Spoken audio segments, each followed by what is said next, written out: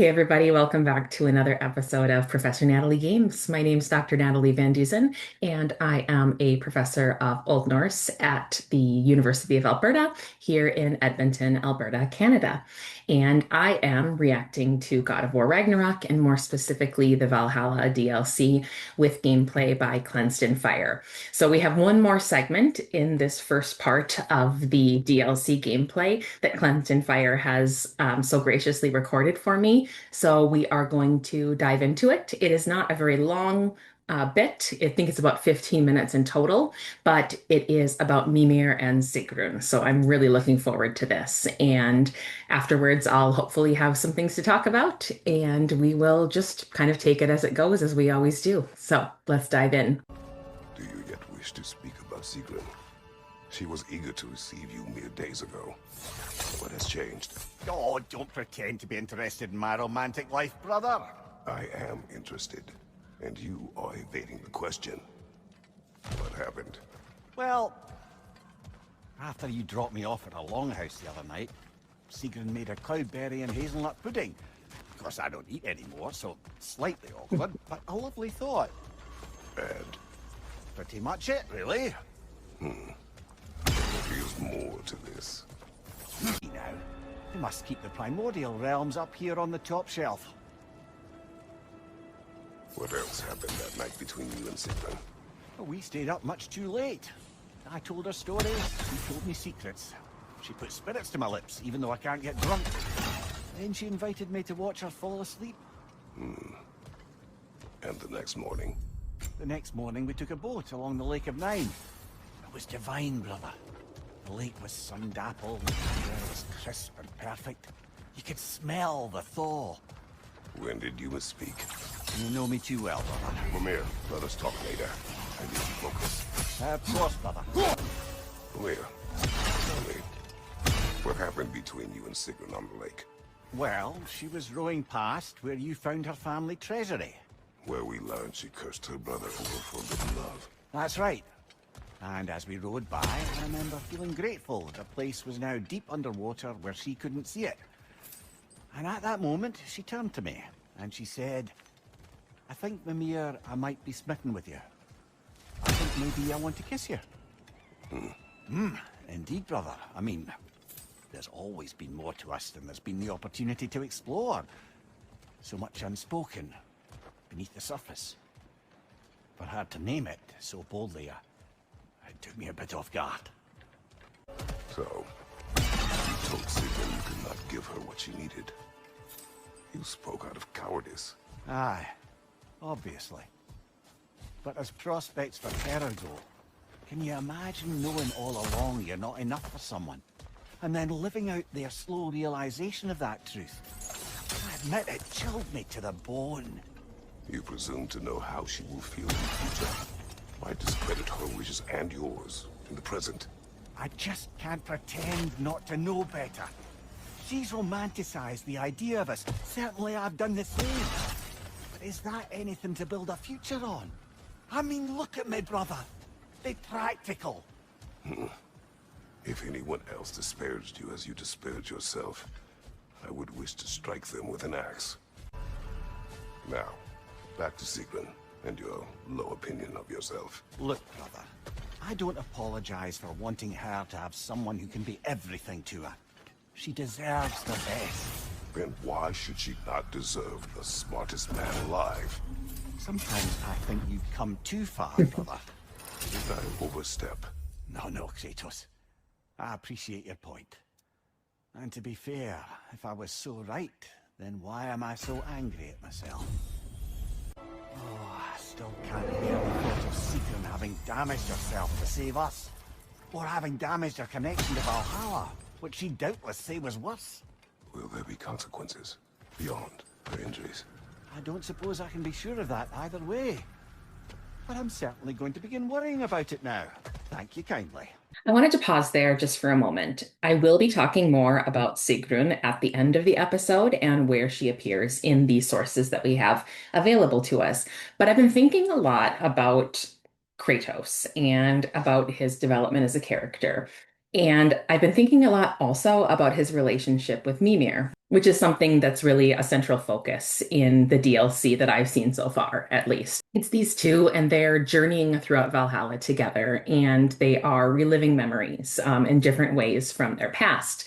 And one thing that's really struck me is the relationship between the two of them.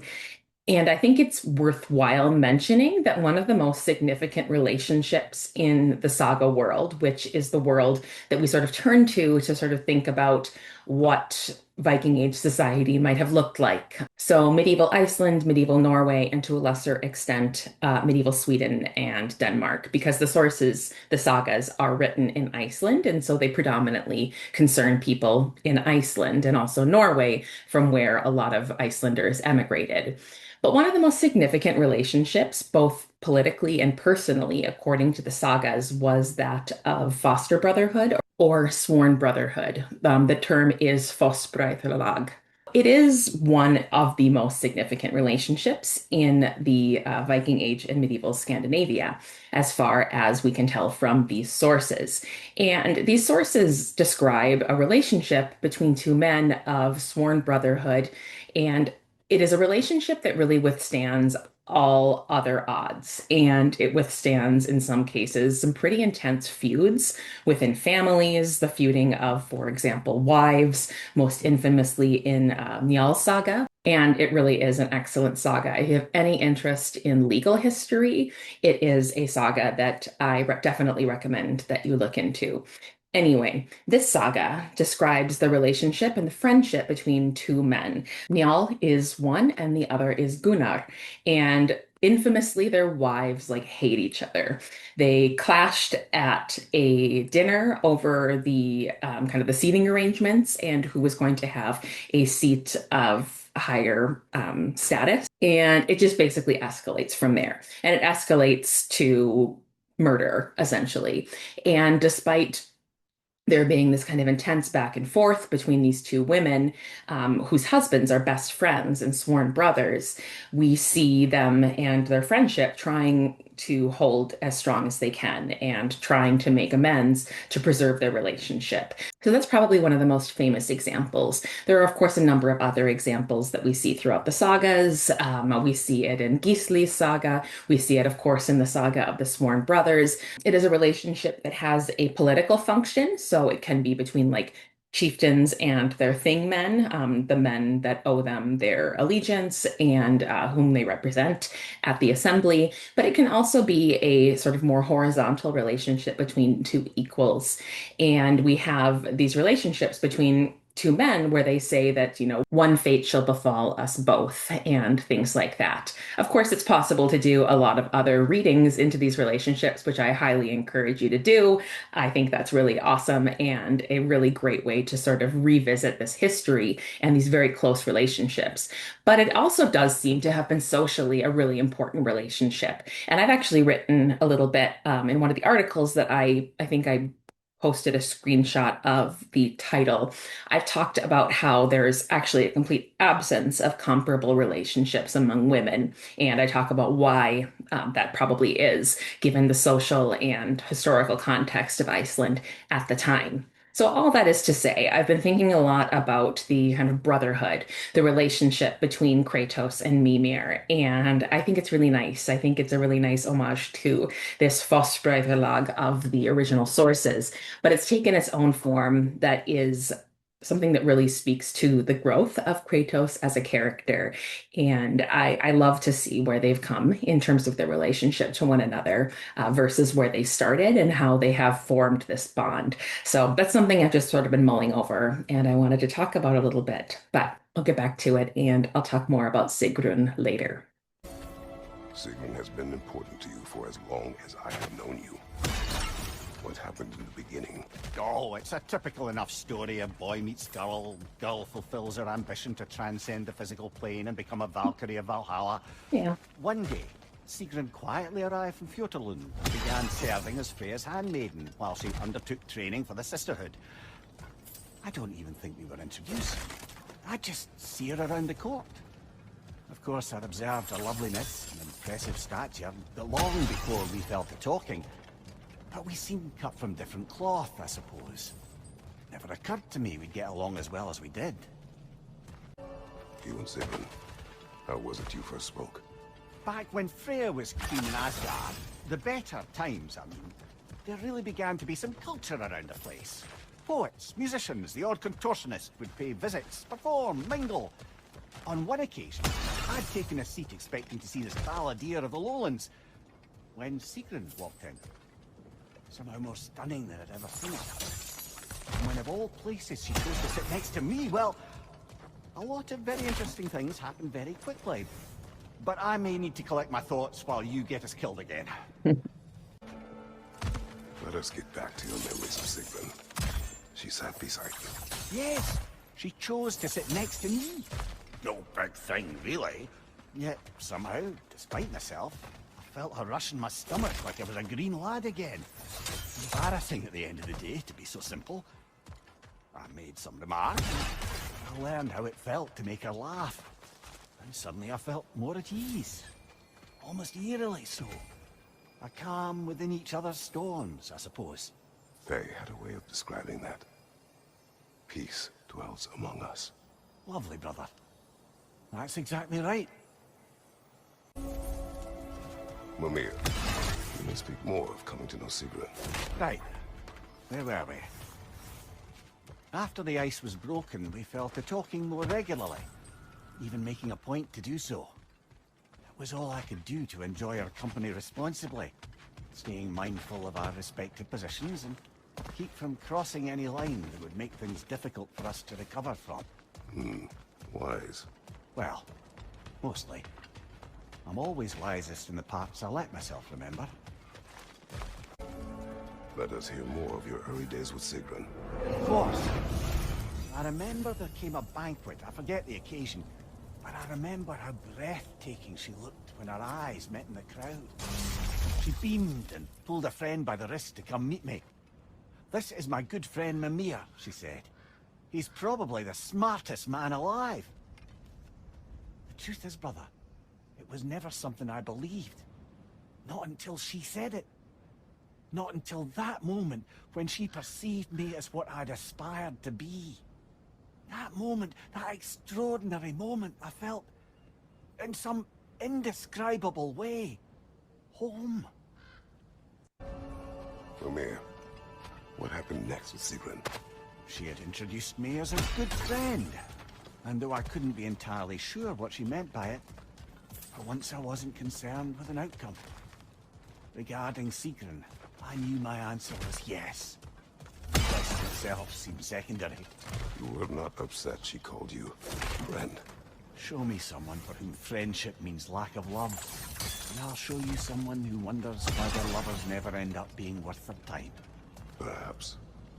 But you did not express your feelings. Oh, I don't think she could have escaped noticing them. I just never asked her anything I felt sure she'd have to refuse. Your relationship with Sigrun. Why so reluctant to tell her how you felt? She was on the Valkyrie's path, preparing to transcend her corporeal form. That was her focus, her chosen purpose, and I didn't want to suggest myself as an obstacle. I suppose I let some part of myself imagine she might recognize my affection, even reciprocate it. But now that we know what she was running from, obviously she'd never again risk choosing love over duty. A unique, heartfelt friendship, that is what could endure. And that is what I chose to embrace. Mimir, can you hear me? Has my voice broken through? Sigrun? Yes! Hello! How are you talking to... How long have you been able I to haven't hear? been listening to you. There's just something I needed to tell you. Valhalla is displeased with me. It wishes a penance of sorts. Trials to reforge my loyalty. I haven't decided what to do, but I hoped we could talk about it. Aye, let's do. Next time we die, or Kratos gets a headache. Sigrun, what's this about Valhalla questioning your loyalty? I thought everything was all right. It is. For you are alive, and I am no longer in pain. But my transgression was not without consequences. Valhalla has penalized me. I could not enter now if I wanted to. In fact, I am not sure if it will welcome me in death. What? That can't be right. No one's more worthy of Valhalla than you. You can't have sacrificed that for my sake. It's not fair! There's no blame to place here. When you do what you know is right in your heart, the results are not always what you hope for. That doesn't mean it was the wrong decision. Now please, we've kept Kratos long enough from his journey. I insist. Go. We'll talk more. Mimir? I've been thinking a lot about the costs and risks of what Valhalla would put me through to affirm my loyalty. It's enough to make me question not my love of this place, but is it really what's most important to me? If I can't answer that, then perhaps I am not ready for such a decision. Then you should take all the time you need. Absolutely. If Valhalla isn't what you truly need, then you have a rare opportunity to reassess your priorities. I'm glad you agree. Mimir, I had a thought. What you said to me, that you didn't think you could give me what I needed. I'd been trying to figure out why you'd say such a thing. I know you don't say things without a reason, even if you don't know what it is at first. But I think I figured it out. It's not that there is anything lacking in you. It's that in the end, nobody can give me everything I need to be happy. Not even Valhalla. That's something I have to give myself. And to do that...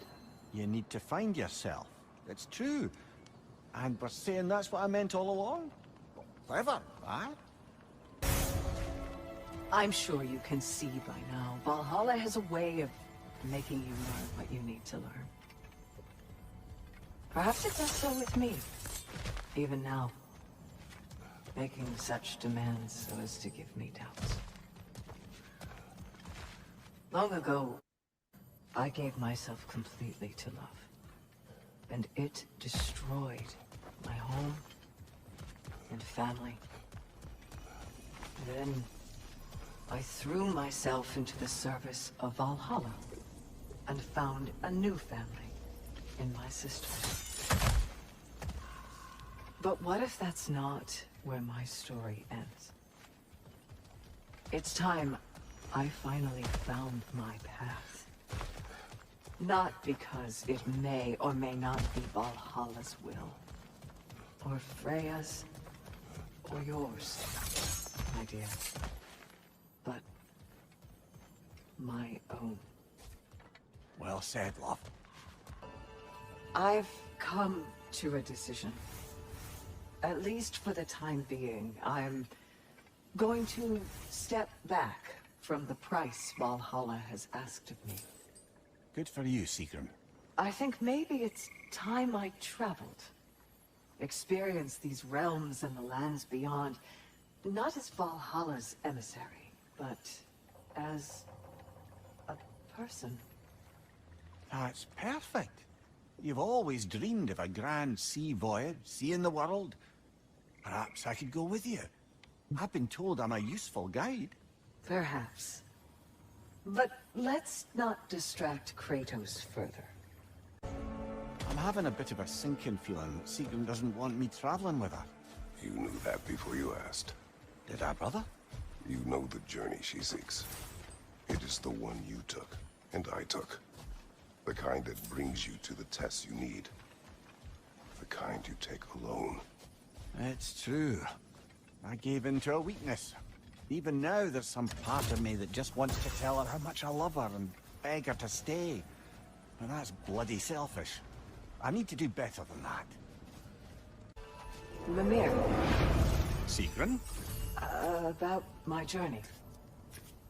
I need to take some time to understand who I am without wings and helms and missions, and without the lovely man with whom the timing has yet to work out. Are you sure we couldn't discuss this face to face? I wasn't sure I could say the words if I had to look at your face. Just promise you'll let me see you off. I won't have you setting sail without my blessing. And not that you need it. Of course. Have you a blessing to offer her? I'll be combing Valhalla for one.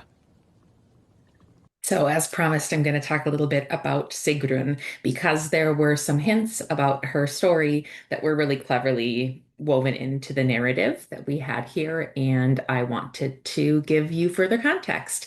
So, Sigrun appears in two different poems in the Poetic Edda, and these are the first poem of Helgi Hundingsbani and the second poem of Helgi Hundingsbani, or Helga Kvidda Hundingsbana 1 and Helga Kvidda Hundingsbana 2.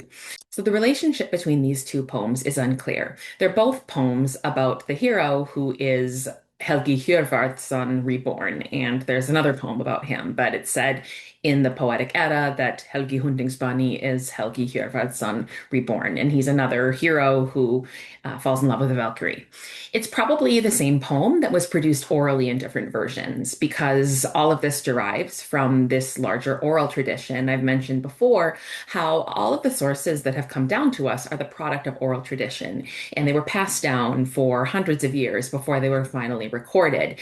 And as poetry, they were recited orally and they took different forms. And we see how each retelling is maybe slightly different. It always has the exact same structure overall, the same kind of beginning, middle, and end, but the details are going to differ slightly. So it's probable that these are basically the same poem produced orally in different versions. And one of the poems has a very happy ending, and the other has a very tragic ending. So in the first poem of Helgi Hundingsbani, it begins, the hero Helgi is born, the Norns shape his heroic fate. He's a warrior from one day old. He's a lot like Odin's son Vali in this way.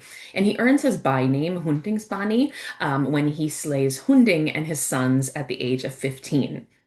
He meets the Valkyrie Sigrun, and she tells him that she's unhappily betrothed to a man named Hodbrod, who's one of the sons of King Granmar from another clan.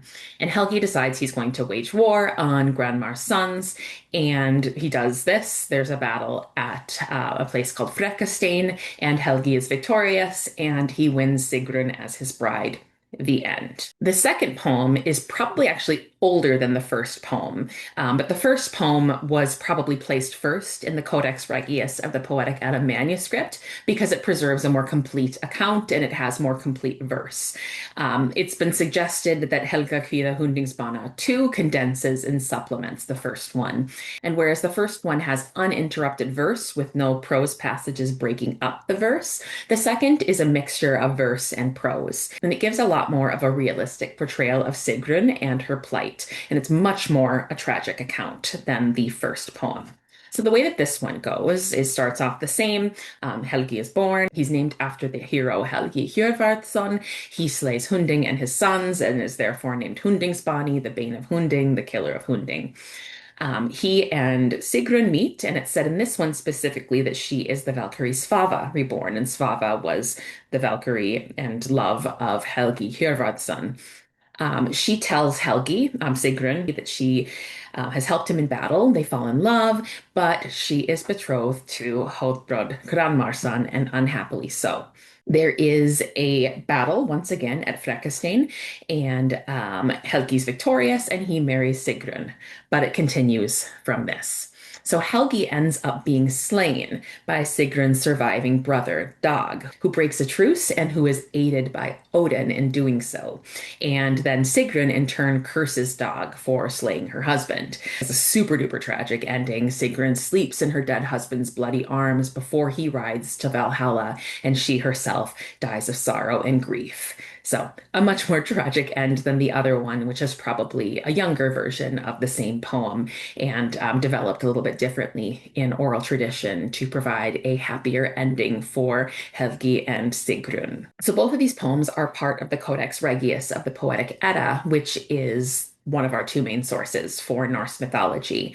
And the Poetic Edda actually has comparatively few mythological poems in relation to the number of heroic poems that it has. And the heroic poems are really notable because, as this one that I just summarized, at least the second one that I just summarized shows, the gods play a role in these poems, and Odin in particular, because a lot of these heroes have a relationship to Odin as members of the nobility, and Odin is the god of the noble class. And all of these heroes as well are asking for aid from Odin on the battlefield, Odin as the god of war during the Viking Age.